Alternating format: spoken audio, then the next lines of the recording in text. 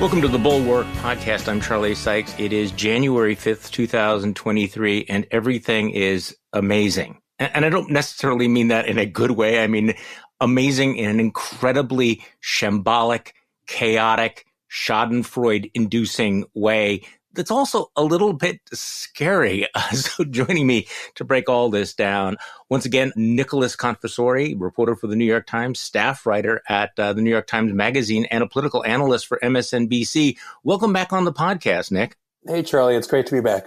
For regular listeners, we ran an encore edition of our last conversation where you did a really deep dive into Tucker Carlson's program and how it was the most racist program on cable television, which is still worth reading. And you've done a deep dive into one of the more extraordinary figures, extraordinary in quotation marks, extraordinary figures in the House GOP, Elise Stefanik, who, as of right now, is the number 3 Republican in an absolutely bizarrely chaotic House conference.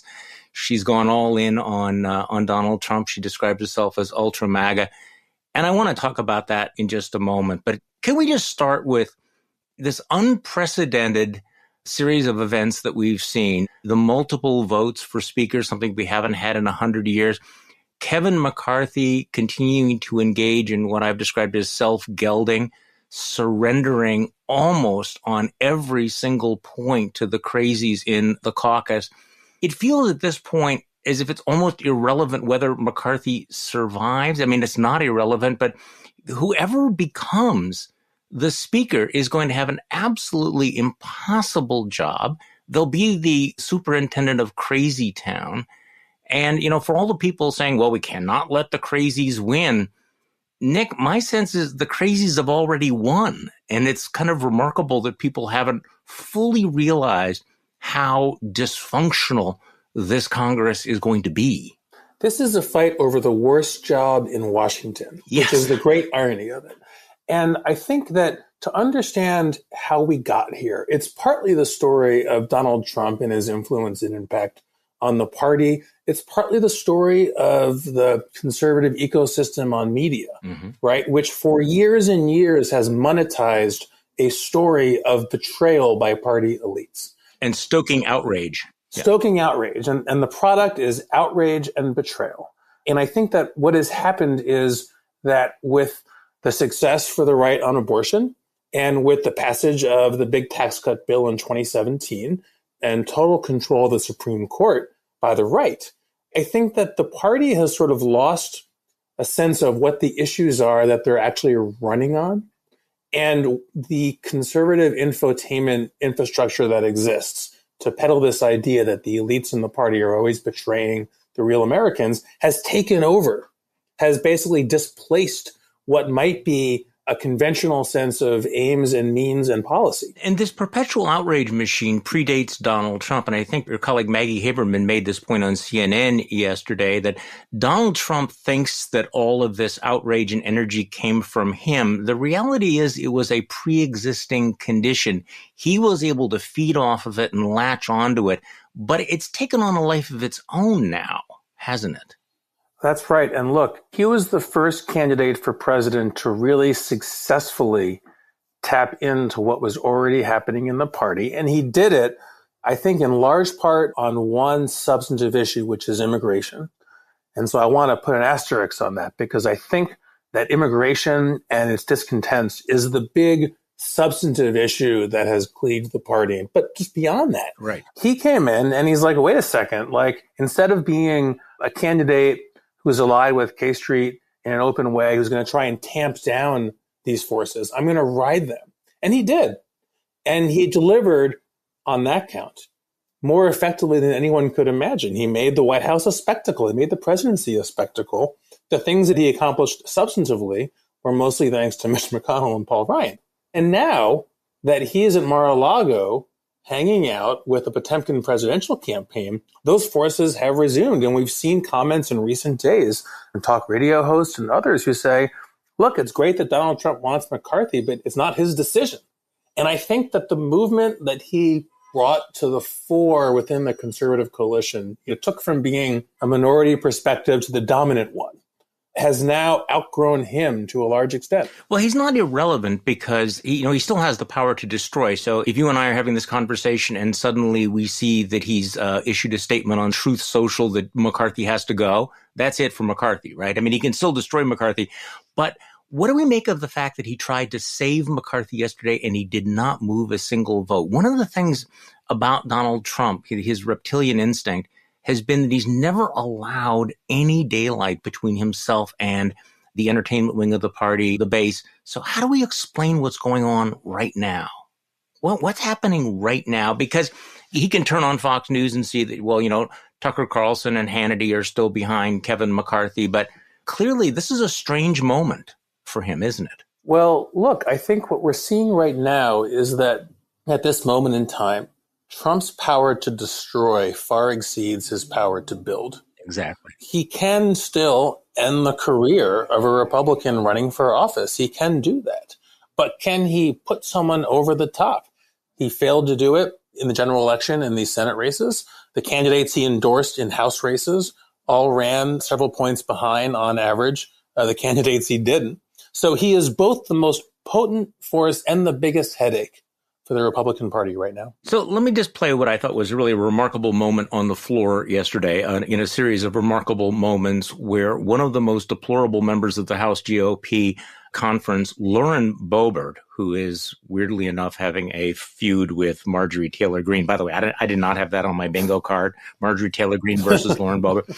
But Lauren Boebert pushes back against Donald Trump's endorsement. This came just hours after Trump issued what in his world would feel like a full-throated endorsement of Kevin McCarthy. And apparently he has been on the phone trying to whip votes for Kevin McCarthy without any discernible effect. But this is Lauren Boebert, who has been a Trump loyalist, pushing back against the Orange God King. Let's play that. Let's stop with the campaign smears and tactics to get people to turn against us. Even having my favorite president call us and tell us we need to knock this off. I think it actually needs to be reversed. The president needs to tell Kevin McCarthy that, sir, you do not have the votes and it's time to withdraw. Okay, so Nick, what do you make of that? She felt free to call him out on the floor of the House. I think that's right. And look, what I didn't hear in that quote was, what does Lauren Boebert want? Why did she run for Congress? What does she want to achieve? And what I've observed, and this was in my reporting on Tucker Carlson, but I think it also relates to Elise Stefanik, who we'll talk about, is that right now, for a certain kind of office holder on the right, being in Congress is like being a host on Fox. It's kind of the same business. You're basically in the content business. Mm-hmm. You're in the outrage business. You're in the confrontation. Is it on tape? Is there a moment I can sell on social that I can monetize? And I think Matt Gaetz and Lauren Boebert are in the same business as Tucker Carlson, even though one's a talk show host and one's in Congress. And I think that's what we're seeing there. And it goes back to this idea, this is about feuds and rivalries, not entirely. I don't want to paint too broadly. I think there are guys like Chip Roy of Texas, some in the Freedom Caucus who have substantive procedural things that they want, an ability to participate more in the House processes, to offer amendments. They've had those longstanding. I don't think those are all obviously unreasonable.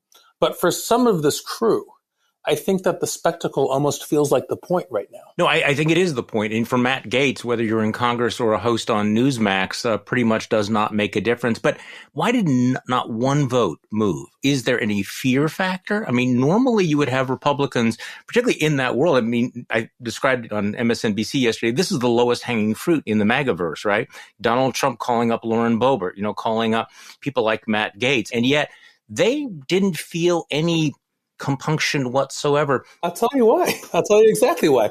Okay, so if you're not actually in the policy business and you're in the content business, what are the levers that House leaders have to exert power over you? Okay, the usual levers, the old levers are fundraising help and committee assignments and help on your bills, right?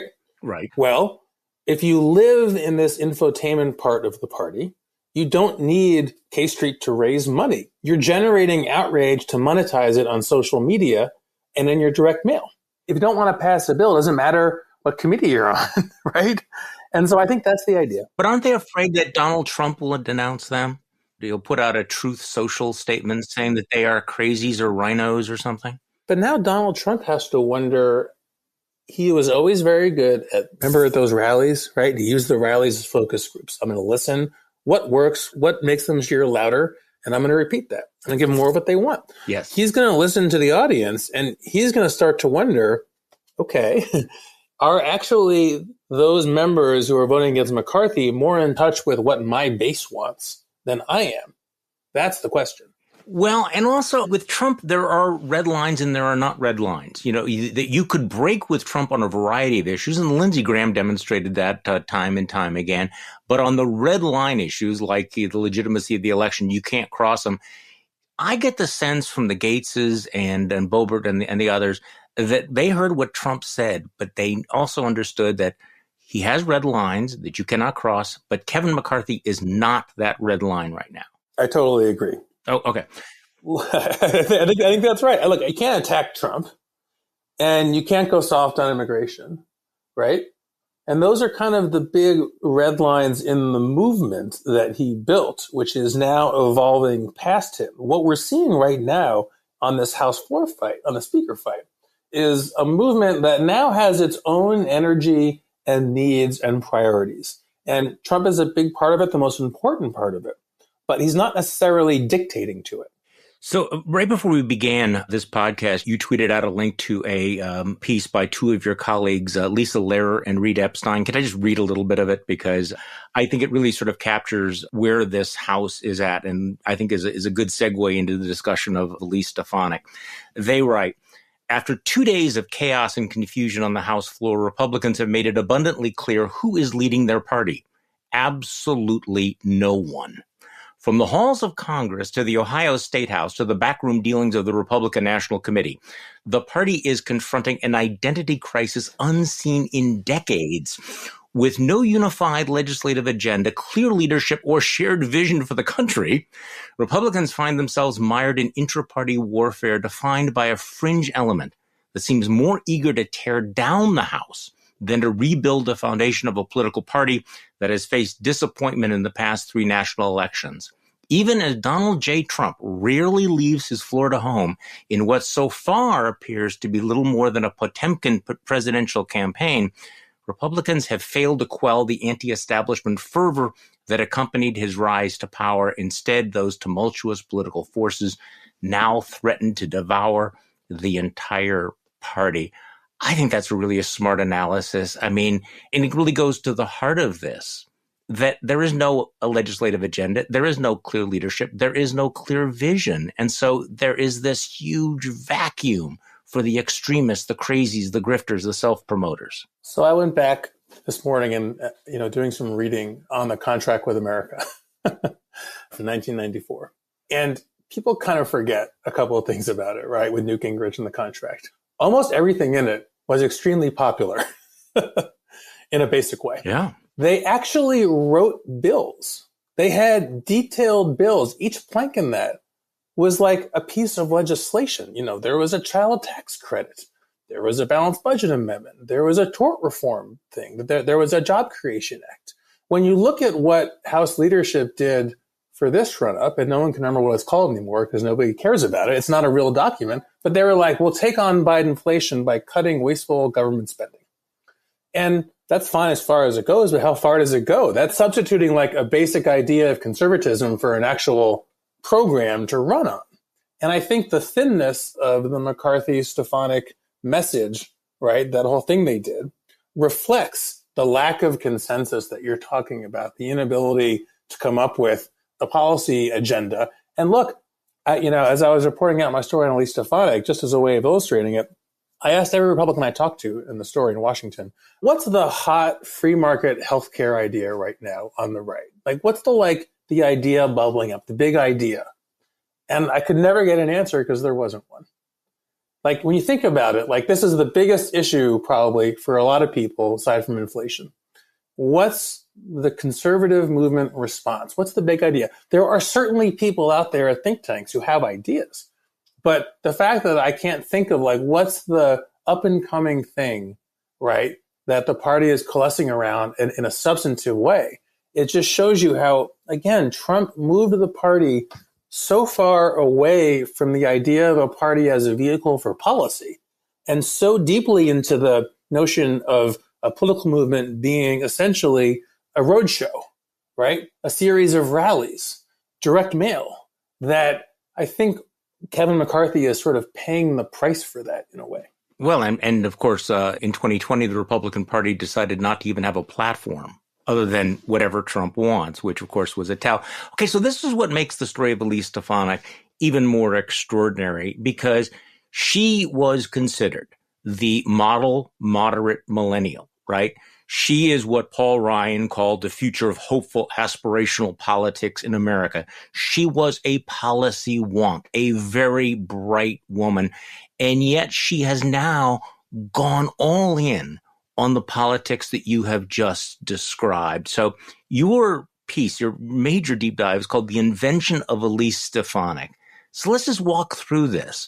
I mean, Elise Stefanik had a lot going for herself, right? I mean, she, has a Harvard degree. She was a bright rising star. What was it? What was the turning point for her? If we're telling the story of, how the Republican Party lost its mind in the way that we're talking about here, it's one thing to go to the, the complete, the George Santoses and the Lauren Boeberts, but, the heart of this is that Elise Stefanik decided that she was going to grab this banner. What was the turning point for her, do you think? So I think you have to go back to the 2018 midterms and the aftermath. That was the first general election that Donald Trump led his party to defeat on. Remember the caravan? Yep. The fear-mongering on immigration, on the caravan, that it was an invasion. And until then, Elise Stefanik had really tried to hold position as a center-right bipartisan figure in Washington. She criticized Trump carefully in a modulated way, but she would take, shots at him when he would say things like shithole countries or go back to where he came from. She voted with him most of the time, but against important things. She did not go with him on his effort to basically find money to fund the border wall, right? There was a fight over that. She voted against the tax bill because it was bad for people in her district. But after 2018, when Trump led his party to this defeat, and there was no reconsideration of his influence over the party, just lockstep. What happened then was what's happening in the life of Elise Stefanik.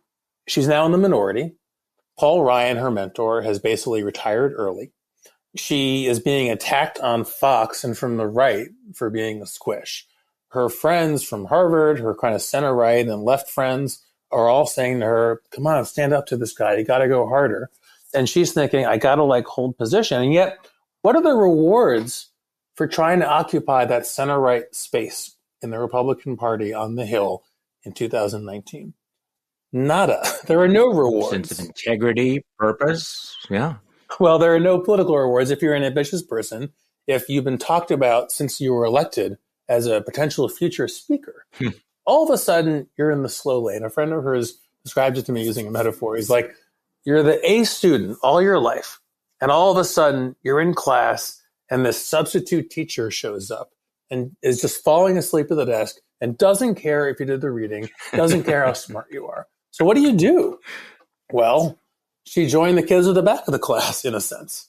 Now, she would argue she's still bipartisan, she's still substantive. You can see her name on all kinds of wonky bills. But what she did, starting with the first impeachment, but then really accelerating, was to simply adopt wholesale and apply her intelligence rigorously to the act of imitating and aping Donald Trump. His Twitter mannerisms, his rhetoric, his obsessions, and most of all, this is important, the conspiracy theories that animate his base.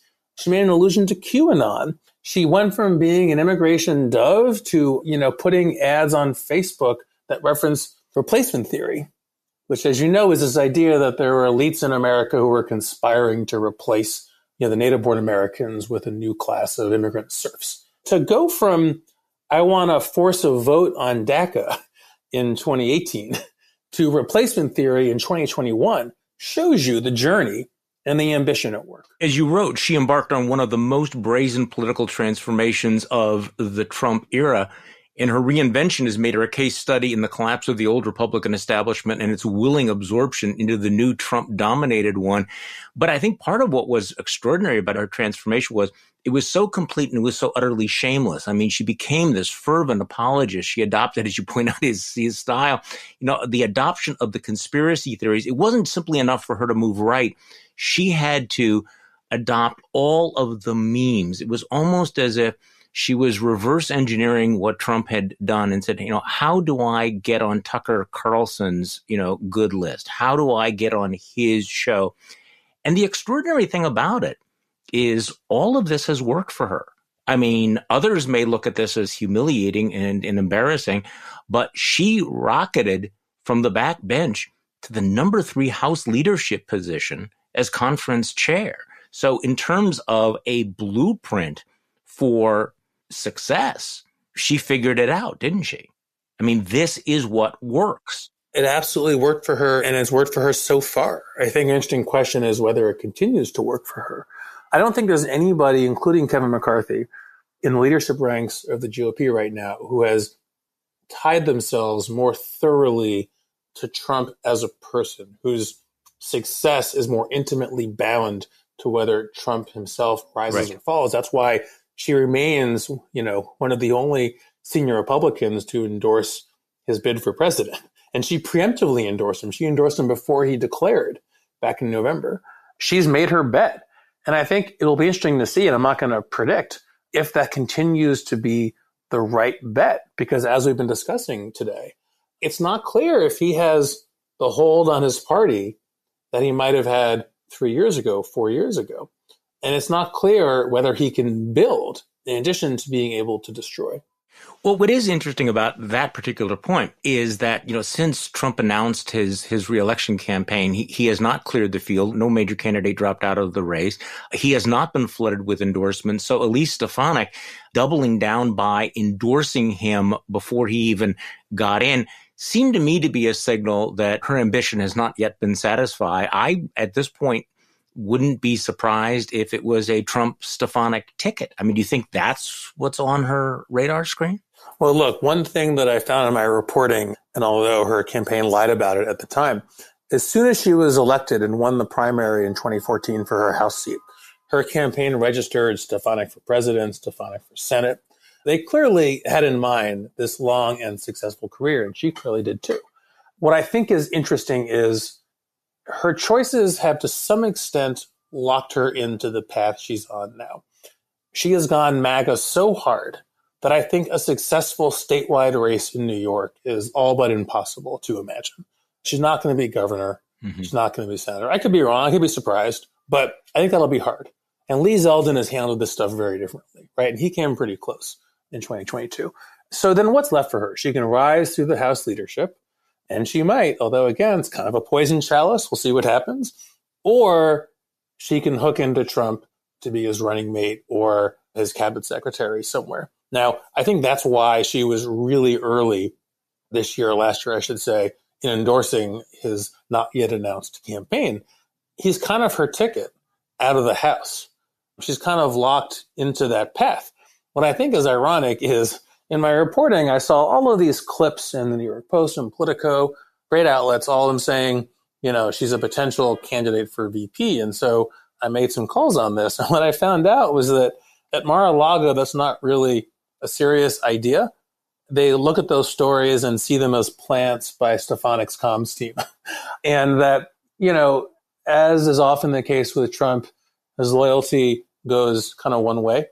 And while he loves having turned her and made her come to his side, he loves watching her defend him, and she's good at it. He loves the display of loyalty and the dominance of his that it expresses. He doesn't trust her. And I think it's unlikely he'll pick her. That is interesting. I mean, the problem with naked ambition is that it is so naked. Her alliance with Trump obviously has come at a rather significant personal cost. I mean, Paul Ryan, her former mentor, now considers her the biggest disappointment of his political career. And I imagine there's a lot of different candidates there. She's lost a lot of her oldest, closest friends have stopped speaking with her. She was pushed out at Harvard from, being on one of the advisory committees.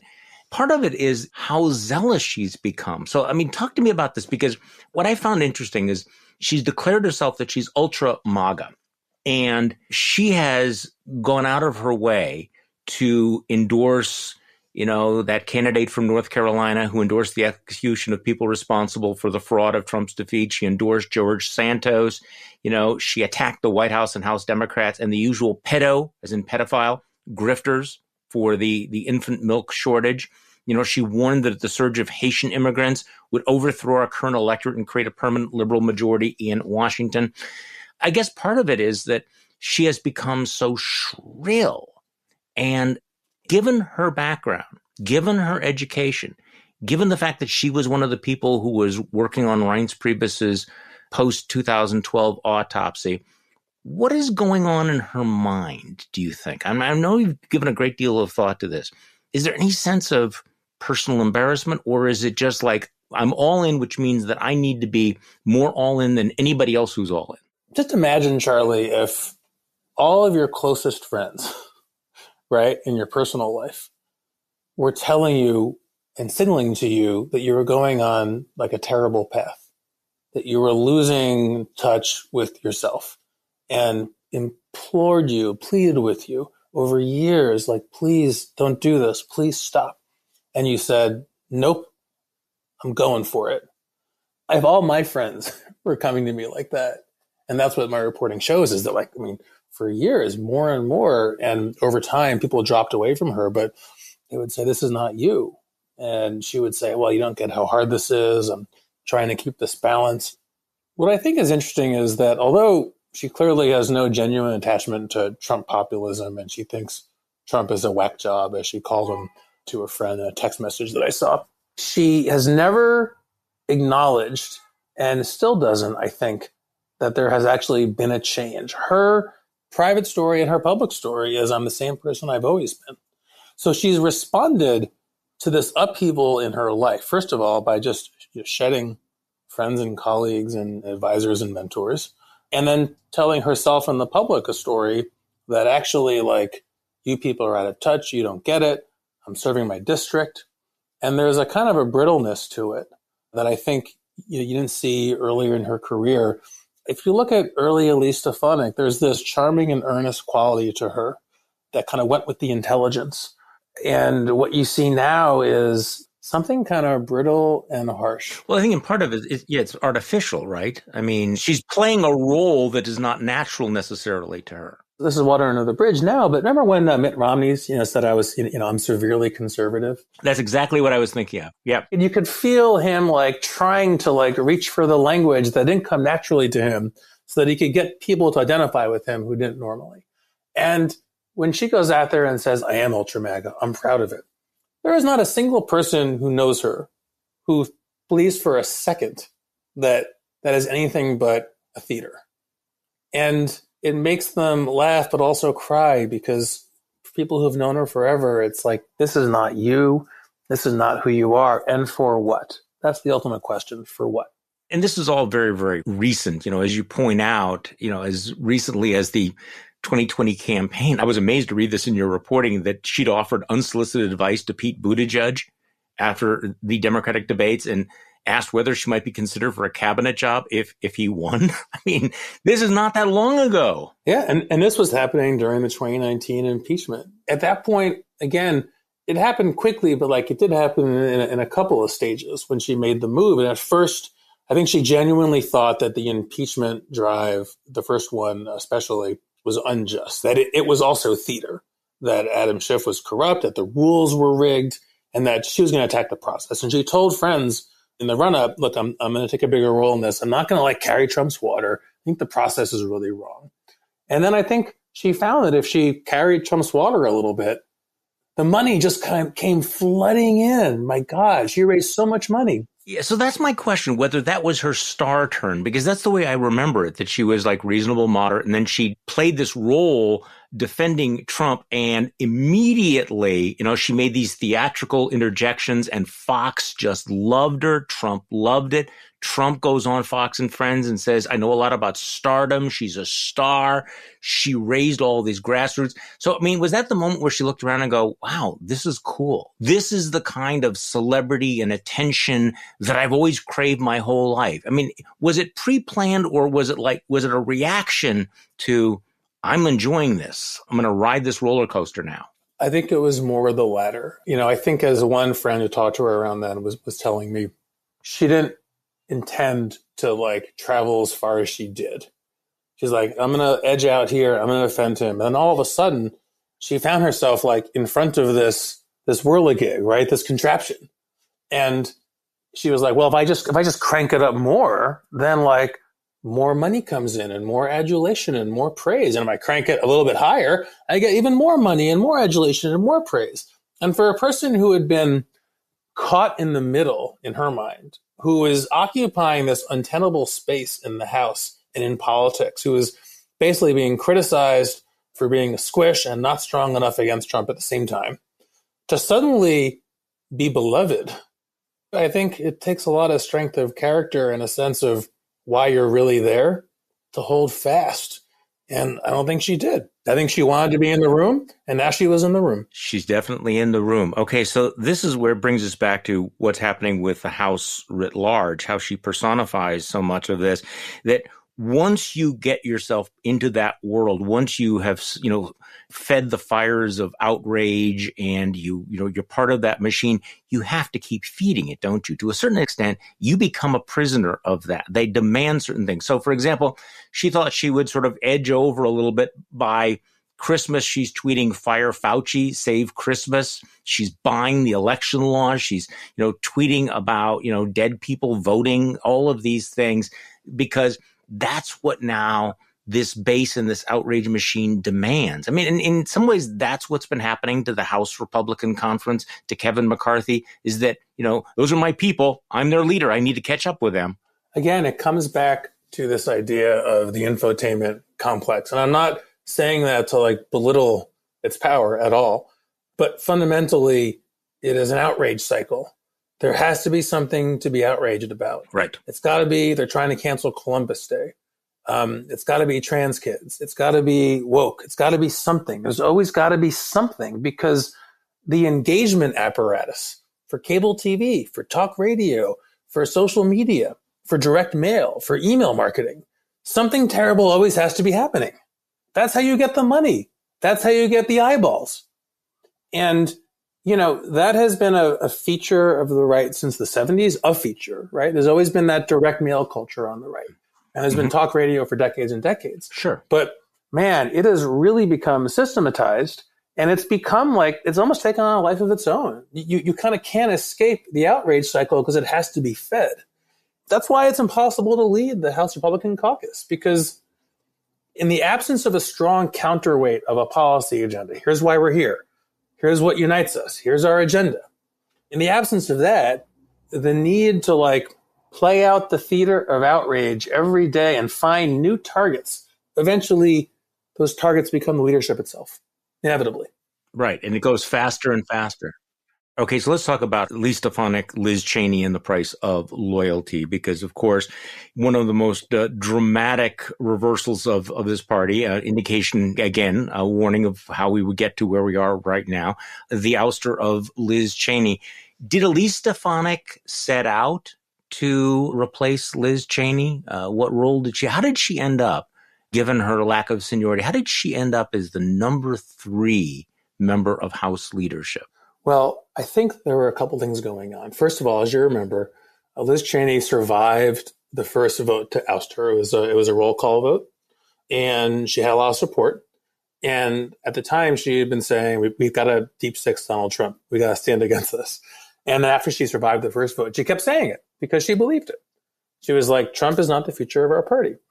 And I think her courage in saying that was really an embarrassment to people who just wanted to put their heads down and kind of let him do his thing and keep their jobs in Congress. A courageous person always embarrasses people who are less courageous. Sometimes it can inspire them, but not here. And so as Liz Cheney kept pushing these buttons, Kevin McCarthy, others who had tried to sort of stick with her the first time said, all right, forget about it. This is untenable. And then the question is, you have this party that knows it has a problem with women voters, that doesn't have enough women in leadership ever. So you had to replace Liz Cheney at least with another female candidate. And what we saw pretty soon after Liz Cheney voted for Trump's impeachment in the second impeachment, we saw a story in Politico where Stefanik was floating herself as a replacement. And Cheney wouldn't budge. She's like, I'm going to keep saying this. And the message, the selling that Elise Stefanik did to win over enough people to get over the Freedom Caucus hump, the people who thought she was too liberal for the job, was to say, look, I'm going to move us past this. I'm young, I'm reasonable, I'm female. We got to stop focusing on January 6th. We got to move past it. I'm going to go on offense against the Democrats. And that's what people wanted to hear. And it's certainly a tribute to her intelligence and her work ethic. And she's in. And she had Trump's endorsement, obviously. And that was like the final blow against, and actually, this is interesting, Charlie, right? In 2021, when she was running for conference chair, Chip Roy and others on the right in the caucus were like, look at her voting ratings. Club for Growth was against her. You know, she's got much more liberal votes than Liz Cheney. Donald Trump endorsed her. And that was the end of that. And I think the gap and the distance we've traveled from he can make Elise Stefanik versus he can't make Kevin McCarthy happen kind of shows you this next evolution we're seeing. That is a great point. So her conversion, of course, is responsible for her meteoric rise, but it's also a problem for her, isn't it? I mean, she went from having a rating by the Conservative Heritage Action they rated her at 24% in 2018. She boosted that up to 86%. As you pointed out, she's endorsed Trump. She didn't say anything about the dinner with neo-Nazis, but occasionally she's mentioned as a possible compromise candidate for speaker. But you make the point that that's unlikely because she's never really offered a convincing MAGA conversion story. So talk to me about that. There are still members of this caucus that look at her and are not totally buying this conversion? I think the problem is she's never acknowledged it's a conversion because, and this goes back to like, how does she deal with this personally, right? And the way she dealt with it was, I haven't changed, you've changed. You're out of touch. You people are crazy. I'm the same person I've always been. I'm going to do my job and represent the 21st District of New York. You know, movements will always adopt converts, especially as foot soldiers. Movements don't punish you if you convert convincingly, but they like to have a story about why you converted. And Elise Stefanik, because she kind of wants to have her cake and eat it too, she wants to try to pretend to be the same person she's always been while rising in a very different party. She's never acknowledged a real change. And so what you hear on the Hill is not like open hatred, but just to like, we don't really think she's one of us. And because she's obviously made a transformation, she's not a natural candidate of like the moderate faction in the House. So she doesn't have a really obvious constituency in a street fight. I think the conference chair job, people thought she was doing a good job in it. It's the messaging job. There was a challenger, Byron Donalds of Florida, but essentially like the stakes in that job are very different than for speaker. So I think people are content to let her have it again.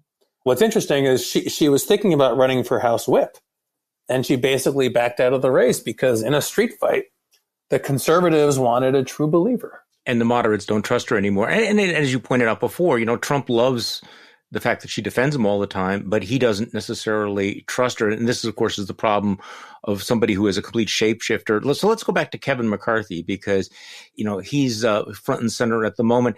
He has tried to make himself all things to all people as well. He has, you know, made one concession after another.